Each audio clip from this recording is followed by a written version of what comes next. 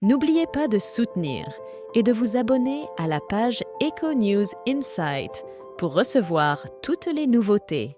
Si des tensions familiales persistent chez les Delon, la préoccupation grandit davantage en ce qui concerne l'état de santé d'Alain Delon.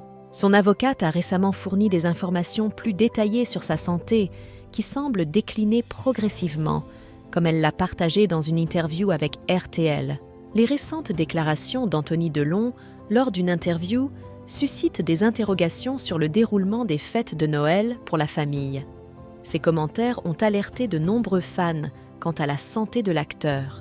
Laurence Bedossa, avocate représentant à la fois Alain Delon et son fils Anthony, a exprimé son inquiétude quant à la condition d'Alain Delon, déclarant qu'il ne va pas très bien lors d'une intervention sur RTL le 5 janvier.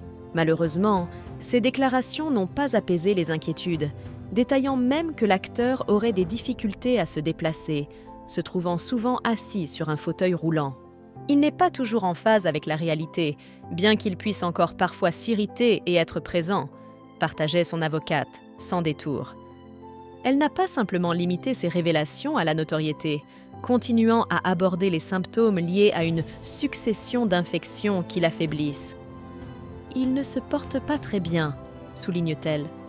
De plus, souhaitant clarifier son état de santé, Laurence Bedossa a insisté sur le fait qu'Alain Delon est malade. Elle a souligné qu'il ne souffre pas seulement d'accidents vasculaires cérébraux, mais qu'il est atteint d'une maladie. En ajoutant une couche, elle a laissé entendre qu'il avait d'autres pathologies, sans entrer dans les détails, car personne n'en a officiellement parlé. Le 4 janvier dernier, Anthony Delon a mentionné que divers tests cognitifs pratiqués sur son père avaient montré des résultats négatifs. L'avocate, toujours présente sur RTL, précise « Il a tendance à oublier ce qu'il a fait une heure avant, c'est indéniable ». Cette situation pourrait éventuellement conduire la justice à envisager une mesure de protection légale. Bien que cette option ait été considérée temporairement par ses conseillers, elle a finalement été écartée. On s'était dit que l'on ne pouvait pas lui imposer cela, explique l'avocate.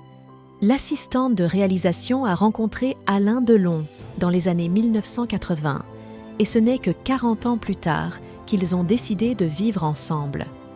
Récemment interrogée par RTL, Hiromi Rollin, l'ancienne compagne d'Alain Delon, a partagé des informations sur l'état de santé de l'acteur.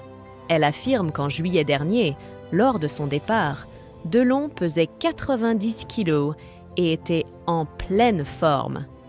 Selon elle, la légende du cinéma avait encore de belles années devant lui. Cependant, l'avocate d'Anthony Delon réplique rapidement.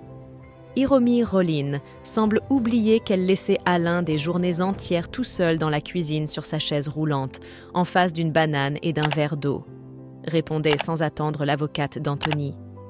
L'avocate Laurence Bedossa affirme détenir des photographies prises par le deuxième fils d'Alain Delon, Alain Fabien. Selon elle, lors d'une visite, celui-ci est arrivé un soir et l'a trouvé hébété devant la table de la cuisine, seul et incapable de bouger.